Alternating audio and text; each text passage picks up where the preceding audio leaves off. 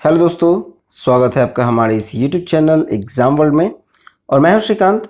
और आज हम लोग पढ़ेंगे वीकली करंट अफेयर्स में ये अगस्त 2020 के वीक 4 के करंट अफेयर्स, जिसमें आपको 24 से 31 अगस्त 2020 तक के करंट अफेयर्स को कवर किया जाएगा। तो चलिए मूव करते हैं। शुरू करने से पहले आपसे ये रिक्वेस्ट है कि अगर आप हमारे चैनल पर नए हैं तो प्लीज़ चैनल को सब्सक्राइब कर लें और सब्सक्राइब करके नोटिफिकेशन बेल दबाना ना भूलें। वीडियो अच्छा लगे तो प्लीज़ वीडियो को लाइक करें और दोस्तों में शेयर करें। तो चलिए शुरू करते हैं पहले टॉपिक से। पहला टॉपिक है राष्ट्रीय घटनाक्रम। पहला टॉपिक है digital quality of life index 2020। देखा जाए तो ये जारी किया गया है list online privacy solution provider के द्वारा, और इसमें भारत के बारे में बताया गया है कि ये विश्व के सबसे निचले पायदान वाले देशों में से एक है। और ये लिस्ट जो था कुल विश्व के 85 देशों का किया गया है, जिसमें से 85 देशों में से भारत का स्थान है 57th, और इसमें प्रथम स्थान आया है डेनमार्क का। और देखा जाए तो टॉप 10 में से 7 यूरोपियन कंट्री हैं। चलिए मूव करते हैं अगले टॉपिक की ओर। नेक्स्ट टॉपिक है असम में हुआ भारत का सबसे लंबा नदी रोपवे का उद्घाटन। तो देखा जाए तो ये नदी रोपवे जो है वो एक तरह से तारों के जरिए नदी पार करने वाला वाहन है, जो कि अभी देश का सबसे लंबा रिवर रोपवे बन गया है असम के गुवाहाटी में। और देखा जाए तो ये ब्रह्मपुत्रा नदी के दो किनारों को जोड़ता है, गुवाहाटी और उत्तरी गुवाहाटी को आपस में जोड़ेगा। फिर देखा जाए तो इसको बनाने में कुल 56 करोड़ की लागत लगी है, और ये 1.8 किलोमीटर लंबा है। रोपवे का एक केबिन, मतलब उस रोपवे में जो केबिन हैंग करेगा, जो इस तरफ से उस तरफ लोगों को ले जाएगा, उस केबिन में एक बार में 30 यात्री सफर कर सकेंगे। फिर ये लोगों को गुवाहाटी शहर, शक्तिशाली ब्रह्मपुत्र मोड़ द्वीप और उमानंदा मंदिर सहित जैसे कई जगहों पर आसानी से पहुंचने में सक्षम बनाएगा। चलिए मूव करते हैं अगले टॉपिक की ओर। नेक्स्ट टॉपिक है नीति आयोग परिवहन पहल NDCTIA भारत घटक करेगा लॉन्च। देखिए NDCTIA का फुल फॉर्म हो गया आपको nationally determined contribution transport initiative for Asia. फिर देखा जाए तो इसको नीति आयोग के द्वारा राष्ट्रीय स्तर पर दृढ़ सहयोग एशिया के लिए एक परिवहन पहल भारत घटक की वर्चुअल रूप से शुरू किया जाएगा। फिर देखा जाए तो ये जो है भारत की परिवहन चुनौती के बारे में इनपुट प्रदान करने का अवसर देगा, और साथ ही CO2 मतलब कार्बन डाइऑक्साइड की कमी महत्वाकांक्षाओं को संबंधित जुड़ा हुआ है। फिर देखा जाए तो ये ग्रीन हाउस गैस जो ग्रीन हाउस उत्सर्जन करता है उसके कमी का उपाय लगाएगा, और डीकार्बोनेट करना इसका काम है, और तकनीकी सहायता का प्रदान करना है। फिर आखिर इसका भारत में आखिर क्यों जरूरत पड़ा, तो इसको अगर हम देखें तो भारत का जो प्रदूषण लेवल है, जो प्रमुख मुद्दे हैं भारत में प्रदूषण का, उसका है कि जैसे स्टबल बर्निंग मुख्य रूप से आपको पंजाब, हरियाणा और राजस्थान राज्य से है। इसके कारण क्या होता है कि कार्बन मोनोऑक्साइड, मीथेन, वाष्पिल कार्बनिक यौगिक का उत्सर्जन करता है, और ये दिल्ली में कुल 40% योगदान करता है प्रदूषण का। फिर देखा जाए तो वायु प्रदूषण से लगभग 10,000 बच्चों में से 8.5 जो है 5 साल की उम्र से पहले ही खत्म हो जाते हैं। फिर देखिए तो प्रदूषण के कारण भारत में जो जीवन प्रत्याशा है वो आपको 2.6 साल मतलब 2.6 साल कम हो गई है, और दुनिया के शीर्ष 20 प्रदूषित शहर में आपको 13 प्रदूषित शहर भारत में है। फिर देखा जाए तो आपको गंगा और यमुना ये सबसे प्रदूषित नदियों में से एक आती है। चलिए मूव करते हैं अगले टॉपिक की ओर। नेक्स्ट है कि संस्कृति मंत्रालय ने की ASI के 7 नए सर्कलों की घोषणा। आपको ASI का मतलब हो गया आर्कियोलॉजिकल सर्वे ऑफ इंडिया। फिर देखा जाए तो केंद्रीय सांस्कृतिक और पर्यटन राज्य मंत्री स्वतंत्र प्रभार जो है प्रहलाद सिंह पटेल, वो भारतीय पुरातत्व सर्वेक्षण के 7 नए सर्कल की घोषणा की है। और वो 7 कौन है तो सूची में दी गई है तमिलनाडु के त्रिची, पश्चिम बंगाल के रायगंज, गुजरात में राजकोट, मध्य प्रदेश में जबलपुर, उत्तर प्रदेश में झांसी, और उत्तर प्रदेश में ही मेरठ, और कर्नाटका में हम्पी। ये 7 गो है जो आपको नए सर्कल में रखा गया है। चलिए मूव करते हैं नेक्स्ट टॉपिक की ओर। नेक्स्ट टॉपिक है पीयूष गोयल ने राष्ट्रीय GIS सक्षम भूमि बैक प्रणाली का किया लॉन्च। तो देखिए ये केंद्रीय वाणिज्य और उद्योग मंत्री हैं पीयूष गोयल।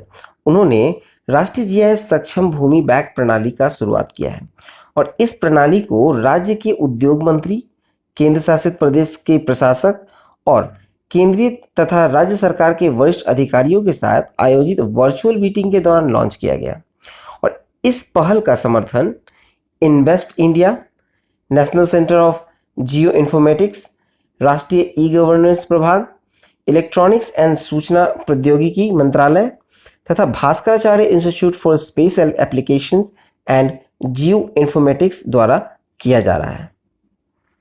चलिए नेक्स्ट टॉपिक देखते हैं। नेक्स्ट है स्टार्टअप चैलेंज चुनौती। तो देखा जाए तो इसको केंद्रीय इलेक्ट्रॉनिक्स एंड सूचना प्रौद्योगिकी मंत्री रविशंकर प्रसाद के द्वारा ये चुनौती नाम का एक अगली पीढ़ी का स्टार्टअप चैलेंज प्रतियोगिता शुरू की गई है और इस प्रतियोगिता का जो लक्ष्य है वो है भारत का टियर 2 शहरों पर विशेष ध्यान दिया गया है और स्टार्टअप और सॉफ्टवेयर उत्पाद को और बढ़ावा देना है। देखा जाए तो चुनौती प्रतियोगिता में पहचाने गए क्षेत्रों में लगभग 300 स्टार्टअप्स की पहचान की जाएगी और उन्हें अन्य सुविधा के साथ 25 लाख का फंड उपलब्ध कराया जाएगा। इस कार्यक्रम के लिए 95.03 करोड़ मतलब 95.03 करोड़ रुपए का बजट सरकार का निकाला गया है जो कि 3 वर्षों की अवधि के लिए होगा। फिर देखिए इस कार्यक्रम के तहत जो निम्नलिखित क्षेत्रों में स्टार्टअप को आमंत्रित करेंगे तो वो है एडुटेक, एग्रीटेक, फिनटेक सॉल्यूशंस आम जनता के लिए। फिर देखा जाए तो दूसरा है सप्लाई चेन मतलब आपूर्ति श्रृंखला, फिर है रसद जिसे लॉजिस्टिक्स कहते हैं और परिवहन प्रबंधन। फिर आता है आपको इंफ्रास्ट्रक्चर एंड रिमोट मॉनिटरिंग, फिर है medical health care, diagnostic, preventive and psychological care. फिर आता है आपको नौकरियां और कौशल, फिर भाषाई उपकरण और प्रौद्योगिकी। चलिए मूव करते हैं अगले टॉपिक की ओर। नेक्स्ट है कि दुनिया का सबसे तेज मानव कैलकुलेटर। तो देखिए ये हैदराबाद का रहने वाला है, नीलकंठ भानुप्रकाश इनका नाम है और ये दुनिया का सबसे तेज मानव कैलकुलेटर के रूप में उभरे हैं। तो देखिए लंदन में हाल ही में एक आयोजित हुआ था माइंड स्पोर्ट्स ओलंपियाड और उसके तहत इन्होंने मेंटल कैलकुलेशन वर्ल्ड चैंपियनशिप में भारत के लिए पहली बार स्वर्ण पदक जीता। फिर देखा जाए तो ये 21 वर्षीय भानुप्रकाश जो है वो दिल्ली विश्वविद्यालय के सेंट स्टीफन कॉलेज से गणित से स्नातक कर रहे हैं और उन्होंने शकुंतला देवी और स्कॉट फ्लेंसबर्ग जैसे दिग्गज गणितज्ञ के रिकॉर्ड को तोड़कर एक नया ऑल टाइम रिकॉर्ड कायम किया है। और देखा जाए तो इन्हें कुल 167 पॉइंट मिला और इनके प्रतिद्वंदी जो दूसरे स्थान पर रहे वो 102 पॉइंट के साथ रहे, वो थे लेबनान के। उसके बाद आपको 100 पॉइंट के साथ तीसरे स्थान पर एक लड़की रही जो कि यूएई की थी। मूव करते हैं अगले टॉपिक की ओर। तो चलिए यहाँ पर राष्ट्रीय घटनाक्रम समाप्त होता है और मूव करते हैं अंतर्राष्ट्रीय घटनाक्रम की ओर, जिसमें पहला टॉपिक है कि चीन ने अपने 5वें गाओफिन 9 सीरीज के पृथ्वी अवलोकन उपग्रह का किया सफल लॉन्च। तो देखिए चीन ने उत्तर पश्चिम चीन के जिक्वान सैटेलाइट लॉन्च सेंटर से अपना 5वां पृथ्वी अवलोकन उपग्रह गाओफिन 9 का लॉन्च सफलतापूर्वक किया है। और देखा जाए तो ये लॉन्ग मार्च 2D वाहक रॉकेट के द्वारा कक्षा में भेजा गया और ये उपग्रह एक ऑप्टिकल रिमोट सेंसिंग उपग्रह है। ये लॉन्ग मार्च रॉकेट सीरीज का 343वां मिशन था और 2020 में चीन का ये 23वां मिशन था। चलिए नेक्स्ट देखा जाए तो नेक्स्ट है कि केंद्रीय मंत्री पीयूष गोयल ने 8वें पूर्वी एशियाई शिखर सम्मेलन आर्थिक मंत्रियों की बैठक में भाग लिया। तो देखा जाए तो इसमें 10 एशियान सदस्य राज्य थे जो कि आर्थिक मंत्रियों ने भाग लिया था उनके, जिसमें ऑस्ट्रेलिया, चीन, भारत, जापान, कोरिया गणराज्य, न्यूजीलैंड, रूसी संघ और संयुक्त राज्य अमेरिका थे। इसमें देखा जाए तो इसकी अध्यक्षता जो किया था वो उद्योग और व्यापार मंत्री हैं वियतनाम के त्रान तुआन अन, उन्होंने की थी। इसमें देखा जाए तो बैठक के दौरान जो आर्थिक विकास में तेजी लाने, आपूर्ति श्रृंखला और बाजार स्थिरता बनाए रखने और EAS क्षेत्र पोस्ट कोविड-19 के आर्थिक लचीलापन को मजबूत करने के लिए विचार विमर्श किया गया है। चलिए मूव करते हैं नेक्स्ट टॉपिक की ओर। नेक्स्ट टॉपिक है कि विश्व स्वास्थ्य संगठन ने अफ्रीका की जंगली पोलियो से मुक्त होने का किया ऐलान। तो देखिए इसमें क्या हुआ कि WHO द्वारा एक स्वतंत्र संस्था है अफ्रीका में, अफ्रीका रीजनल सर्टिफिकेट आयोग, इसने अफ्रीकी महाद्वीप के जंगली पोलियो वायरस को मुक्त होने का ऐलान किया। पिछले रिकॉर्ड के अनुसार 1996 में पोलियो से अफ्रीका में लगभग 75,000 बच्चों को लकवा मार दिया था। और पोलियो का जो आखिरी मामला आया वो उत्तरी नाइजीरिया में दर्ज किया गया था 4 साल पहले। चलिए मूव करते हैं नेक्स्ट टॉपिक की ओर। नेक्स्ट है कि मालदीव ने भारत समर्थित इंफ्रास्ट्रक्चर परियोजना लॉन्च किया है। इसमें देखा जाए तो मालदीव की सरकार ने एक समारोह के दौरान भारत समर्थित बुनियादी ढांचा परियोजना हुल हुमले सेंट्रल पार्क और मालदीव में आगमन जेट्टी के नवीकरण का शुभारंभ किया। देखिए, तो एचडीसी द्वारा जो भारत से लगभग 10 मिलियन मालदीवियन रुपया अनुदान सहायता के माध्यम से ये परियोजना का शुरुआत किया गया है और ये मालदीव में भारत द्वारा वित्त पोषित 18 अनुदान परियोजनाओं का एक हिस्सा है जो 2019 में विस्तारित ये मालदीव में भारत द्वारा वित्त पोषित 18 अनुदान परियोजनाओं का एक हिस्सा है जो 2019 में विस्तारित यूएसडी 6.9 मिलियन मतलब अमेरिकी डॉलर 6.9 मिलियन का था, जिसको मालदीवियन रुपीस में देखा जाए तो 106 मिलियन है। इस कुल अनुदान के सहायता के तहत शुरू किया गया था। चलिए मूव करते हैं नेक्स्ट टॉपिक की ओर। अब मूव करते हैं हम लोग आर्थिक वाणिज्यिक परिदृश्य की ओर, जिसमें पहला टॉपिक आता है कि आईसीआईसी लॉम्बार्ड और भारतीय एक्सा ने जनरल इंश्योरेंस कारोबार का विलय करने का ऐलान किया है। तो देखिए, ICICI Lombard general insurance company और भारतीय एक्सा जनरल इंश्योरेंस कंपनी, इन दोनों ने अपने कारोबार का विलय करने का घोषणा किया है और इस विलय के बाद इकाई का जो वार्षिक प्रीमियम होगा वो 16,447 करोड़ रुपए होगा, क्योंकि बाजार में हिस्सेदारी होगी इसकी 8.7% की। एक बार जब ये करार पूरा हो जाएगा तो उसके बाद ये न्यू इंडिया इंश्योरेंस और यूनाइटेड इंडिया इंश्योरेंस के बाद जो जनरल इंश्योरेंस उद्योग में सबसे बड़ी निजी गैर जीवन बीमाकर्ता कंपनी के साथ साथ ये तीसरी सबसे बड़ी गैर जीवन बीमाकर्ता कंपनी बन जाएगी। चलिए मूव करते हैं नेक्स्ट टॉपिक की ओर। नेक्स्ट टॉपिक है आईसीआईसी बैंक किसानों की साख का आकलन करने के लिए सैटेलाइट डेटा का उपयोग करेगा। तो देखिए, आईसीआईसीआई बैंक जो है एक ऐसा तकनीक का उपयोग करने वाला भारत का पहला ऐसा बैंक बन जाएगा जो कि भूमि, सिंचाई, फसल पैटर्न के संबंधित चीज़ों का मापन और किसानों के लिए त्वरित उधार निर्णय लेने के लिए जनसांख्यिकी और वित्तीय मानदंडों का संयोजन में इसका उपयोग करने वाला है। चलिए नेक्स्ट टॉपिक है कि भारत सरकार और एआईआईबी ने मुंबई शहरी परिवहन परियोजना के लिए समझौता ज्ञापन पर किए हैं हस्ताक्षर। तो देखिए, भारत सरकार, महाराष्ट्र सरकार, मुंबई रेलवे विकास निगम और एशियन इंफ्रास्ट्रक्चर इन्वेस्टमेंट बैंक जो एआईआईबी हैं उसके बीच 500 मिलियन अमेरिकी डॉलर का मुंबई शहरी परिवहन परियोजना 3 के ऋण समझौते पर हस्ताक्षर किया गया है और इस परियोजना का उद्देश्य है मुंबई में उपनगरीय रेलवे प्रणाली का नेटवर्क क्षमता और सेवा की गुणवत्ता और सुरक्षा में सुधार करना। और देखा जाए तो एआईआईबी के जो अध्यक्ष हैं वो हैं जिम ली क्यून। चलिए मूव करते हैं नेक्स्ट टॉपिक की ओर। नेक्स्ट है सगुन गिफ्ट एंड इंश्योरेंस पॉलिसी। तो देखा जाए तो ये एक ऐसा इंश्योरेंस पॉलिसी है जिसे आप किसी को भी गिफ्ट कर सकते हैं और इसे शुरू किया गया है एसबीआई जनरल इंश्योरेंस के द्वारा। इसमें है ये पहला बीमा उत्पादन लॉन्च किया गया है इस तरह का जो किसी को भी उपहार में दिया जा सकता है। मतलब इसका पॉलिसी खरीदार से संबंधित होना जरूरी नहीं है। कहने का मतलब ये है कि ये आप किसी भी परिवार के सदस्य को दे सकते हैं, दोस्तों को दे सकते हैं, अन्य किसी परिवार, यहाँ तक कि आप घर में काम करने वाले ड्राइवर, रसोइया आदि को भी ये गिफ्ट कर सकते हैं। इसमें देखा जाए तो गिफ्ट रिसीवर मतलब बीमित का जो आयु है वो कम से कम 18 वर्ष से 65 वर्ष तक होनी चाहिए और इसमें 1 साल तक का लाभ उठाया जा सकता है। फिर देखा जाए तो सगुन व्यक्तिगत दुर्घटना बीमा को कवर करता है जो बीमित व्यक्ति को दुर्घटना के कारण आकस्मिक मृत्यु, विकलांगता अथवा अस्थायी विकलांगता जैसे परिस्थिति में पूर्ण वित्तीय सुरक्षा प्रदान करता है। चलिए मूव करते हैं नेक्स्ट टॉपिक की ओर। नेक्स्ट टॉपिक है पुस्तक एवं लेखक। तो इसमें पहला पुस्तक है who painted my lust red. इसके लेखक हैं श्री अय्यर। ये देखा जाए तो ये पुस्तक जो है श्री अय्यर का ये मनी ट्रायोलॉजी श्रृंखला का पुस्तक है और ये दूसरा है। मतलब इससे पहले जो आया था मनी ट्रायोलॉजी श्रृंखला में वो बुक थी who painted my money white. और नेक्स्ट है Delhi rights 2020 the untold story.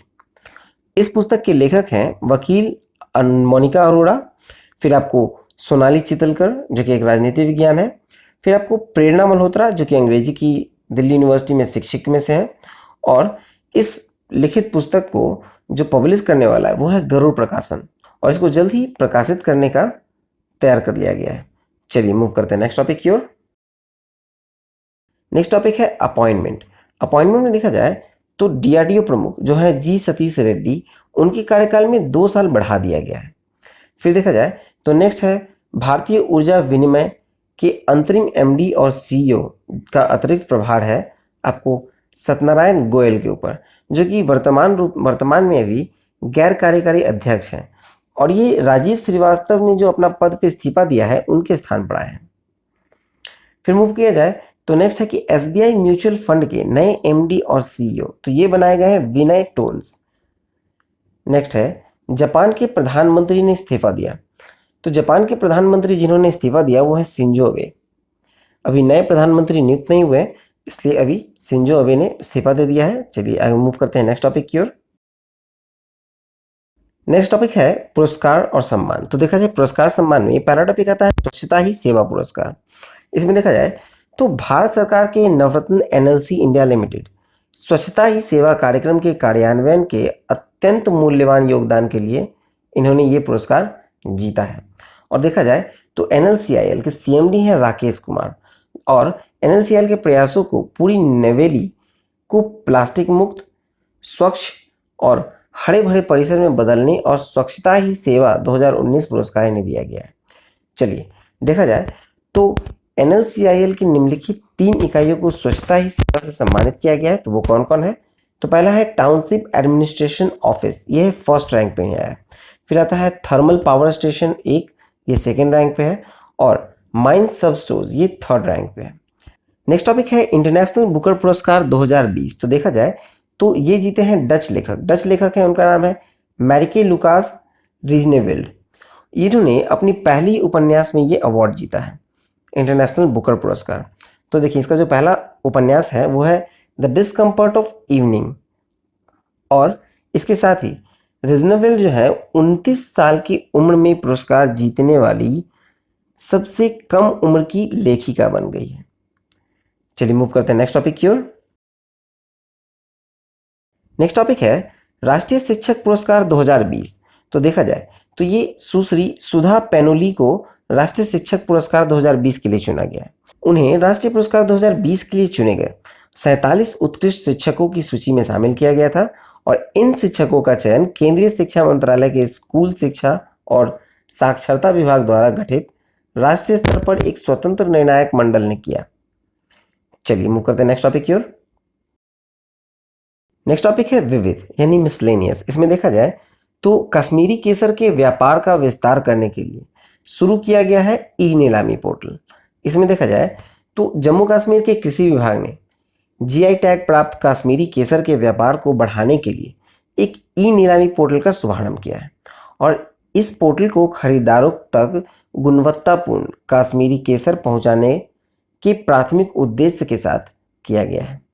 चलिए नेक्स्ट है माई IAF नामक एक मोबाइल ऐप। तो ये इंडियन एयरफोर्स के द्वारा जारी किया गया है। तो वायुसेना के प्रमुख हैं राकेश कुमार सिंह भदौरिया। उन्होंने भारतीय वायुसेना में शामिल होने के इच्छुक जो उम्मीदवारों की कैरियर है उससे संबंधित जानकारी और विवरण प्रदान करने के लिए ये माई IAF नामक एक मोबाइल एप्लीकेशन लॉन्च किया है। चलिए नेक्स्ट टॉपिक देखते हैं। नेक्स्ट टॉपिक है रूस में आर्मी 2020 फोरम में किया गया इंडियन पैवेलियन का उद्घाटन। तो देखिए रूस के मॉस्को में जो सचिव हैं रक्षा उत्पाद राजकुमार और भारतीय राजदूत DV वेंकटेश वर्मा द्वारा army 2020 international military and technical forum में इंडिया पैवेलियन का उद्घाटन किया गया। इस फोरम का जो आयोजन है वो रूसी रक्षा मंत्रालय के द्वारा 23 से 29 अगस्त को मॉस्को के पास पैट्रियट पार्क में किया जा रहा है। देखिए फोरम वैश्विक सैन्य अधिकारियों, शोधकर्ता, रक्षा उद्योग के विशेषज्ञ के बीच हथियारों, सैन्य उपकरणों के डिजाइन, निर्माण और संचालन में 3D प्रौद्योगिकियों का अनुप्रयोग के बारे में भी विचार विमर्श किया जाएगा। नेक्स्ट टॉपिक है DGNCC प्रशिक्षण मोबाइल ऐप। तो DGNCC का फुल फॉर्म हो गया आपको director general national cadet corps. ये मोबाइल प्रशिक्षण ऐप लॉन्च किया गया है। किसके द्वारा किया गया है? तो ये रक्षा मंत्री राजनाथ सिंह के द्वारा किया गया है। और ये मोबाइल एप्लीकेशन वो एनसीसी कैडेटों के देशव्यापी ऑनलाइन प्रशिक्षण के लिए संचालन में सहायता करेगा, जो कि कोविड-19 के दौरान लगाए गए प्रतिबंधों के कारण प्रतिकूल रूप से प्रभावित हुए हैं। चलिए मूव करते हैं नेक्स्ट टॉपिक की ओर। नेक्स्ट टॉपिक है 14वीं भारत सिंगापुर रक्षा नीति वार्ता। देखिए, ये 14वीं भारत सिंगापुर रक्षा नीति वार्ता है, इसका वीडियो कॉन्फ्रेंसिंग के जरिए आयोजित किया गया था। फिर है कि भारत के रक्षा सचिव डॉक्टर अजय कुमार और सिंगापुर के स्थायी सचिव श्री चैन हेंग ने इस वीडियो कॉन्फ्रेंस को संयुक्त रूप से अध्यक्षता किया।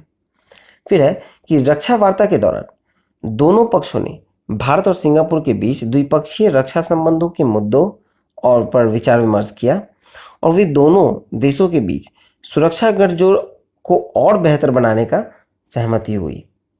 नेक्स्ट है कि इसमें भारत और सिंगापुर के बीच जो मानवीय सहायता और आपदा राहत है, उस पर भी कार्यान्वयन व्यवस्था पर हस्ताक्षर किए गए। चलिए नेक्स्ट टॉपिक देखें। नेक्स्ट मूव करते हैं हम लोग निधन की ओर। निधन में पहला है पास्कल लिसोबा। पास्कल लिसोबा का निधन हो गया है और ये हैं कांगो गणराज्य के पूर्व राष्ट्रपति थे। ये 1960 में कांगो के स्वतंत्र देश बनने के बाद कृषि मंत्री बने थे।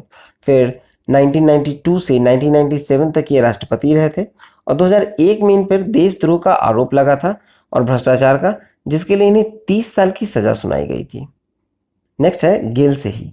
गेल सेही देखा जाए तो इनका गेल सेही का निधन हो गया है। वो एक लेखक पत्रकार थे, कमेंटेटर एंड पॉप सोशलिस्ट गेल सेही का निधन हो गया है। चलिए मूव करते हैं नेक्स्ट है अर्नोल्ड स्पिलबर्ग। अर्नोल्ड स्पिलबर्ग को देखा जाए तो हम लोग स्टीफन स्पिलबर्ग को जानते हैं, जो कि एक फिल्म निर्माता है। ये स्टीफन स्पिलबर्ग के पिता हैं, लेकिन उससे भी बड़ी इनकी खुद की खासियत है कि एक प्रख्यात कंप्यूटर डिजाइनर और innovative engineer Arnold mayor Spielberg हैं और इनका 103 वर्ष की आयु में इनका निधन हुआ है। इन्होंने GE225 main frame computer design किया था। नेक्स्ट है चैडविक बॉसमैन। चैडविक बॉसमैन के बारे में देखा जाए तो ये एक हॉलीवुड के अभिनेता थे। इनका मूवी आपको याद होगा ब्लैक पैंथर, जो कि मार्वल सिनेमैटिक यूनिवर्स का बनाया गया मूवी है, उसके ये लीड एक्टर थे। और देखा जाए तो इनको 4 साल से कोलोन कैंसर से ये जूझ रहे थे और फाइनली अब उनका निधन हो चुका है, चैडविक बॉसमैन का। चलिए मूव करते हैं नेक्स्ट टॉपिक की ओर। नेक्स्ट टॉपिक है दिवस। दिवस में देखा जाए तो 24 से 28 अगस्त इसको विश्व जल सप्ताह 2020 घर के रूप में मनाया जा रहा है। और देखा जाए इसका मुख्य विषय, तो इसका विषय था water and climate change accelerating action. Next है 26 अगस्त। 26 अगस्त को महिला समानता दिवस के रूप में मनाया जा रहा है। ये अमेरिका में 26 अगस्त को अमेरिकी महिलाओं को मिले मतदान का संवैधानिक अधिकार को चिन्हित करने के लिए महिला समानता दिवस के रूप में इसकी 100वीं वर्षगांठ मनाई गई है।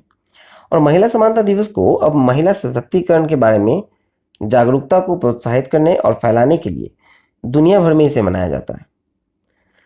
नेक्स्ट है 29 अगस्त। 29 अगस्त को हम लोग राष्ट्रीय खेल दिवस के रूप में मनाते हैं।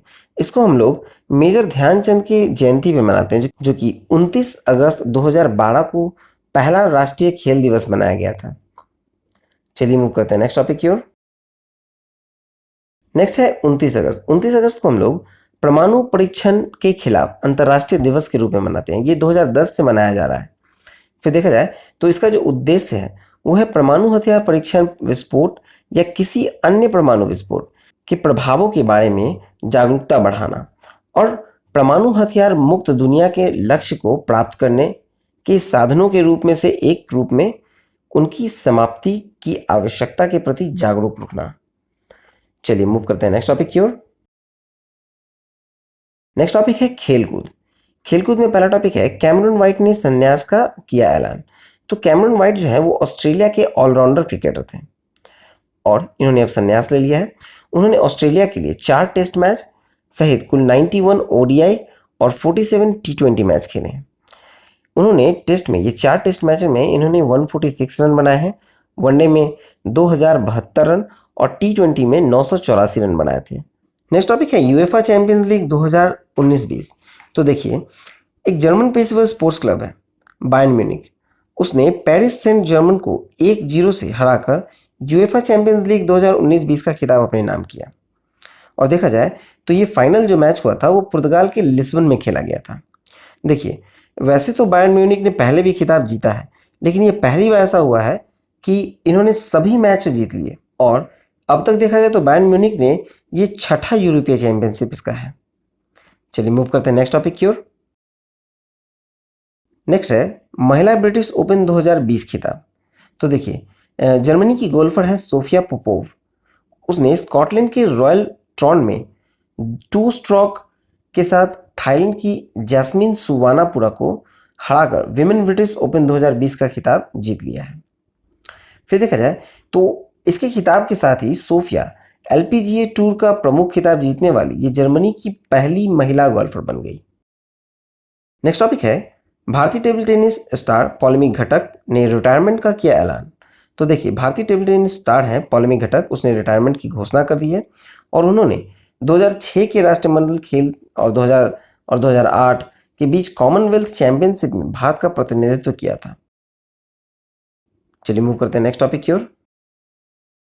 नेक्स्ट टॉपिक है जेम्स एंडरसन ने 600 विकेट लेने वाला बना पहला तेज गेंदबाज।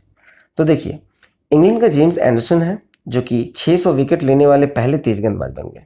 इसमें देखा जाए तो पाकिस्तान के खिलाफ खेला गया एक मैच था जिसमें अजहर अली का उन्होंने विकेट लिया और ये उनके 600वें शिकार बने थे। और अब देखा जाए तो 3 स्पिनर जो है मुथैया मुरलीधरन, शेन वॉर्न और अनिल कुंबले ने 600 विकेट लिए थे और ये चौथा खिलाड़ी बन गया है जिसने टेस्ट में 600 विकेट लिया है। चलिए नेक्स्ट टॉपिक है T20 क्रिकेट में 500 विकेट लेने वाले पहले गेंदबाज। तो ये हैं Dwayne Bravo. Dwayne John Bravo जो है वो T20 मैच में 500 विकेट छिटकने वाले पहले गेंदबाज बन गए हैं। और देखा जाए तो उन्होंने कैरेबियन प्रीमियर लीग जो भी चल रहा है CPL 2020 के एक मैच में अपनी टीम ट्रिनबागो नाइट राइडर्स और सेंट लूसिया जॉक्स के बीच हुए मुकाबले में ये उपलब्धि उन्होंने हासिल की है। चलिए मूव करते हैं नेक्स्ट टॉपिक की ओर।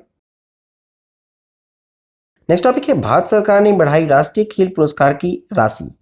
देखिए, तो राजीव गांधी खेल रत्न पुरस्कार जो राशि 7.5 लाख मिलती थी, मतलब 7.5 लाख मिलती थी, अब मिलेगी 25 लाख रुपए। फिर अर्जुन पुरस्कार जो 5 लाख रुपए दिए जाते थे, अब 15 लाख रुपए दिए जाएंगे। फिर द्रोणाचार्य जो लाइफ टाइम अवार्ड होता है, उसमें जो पहले 5 लाख रुपए दिए जाते थे, अब उन्हें नकद पुरस्कार के रूप में 15 लाख रुपए दिए जाएंगे।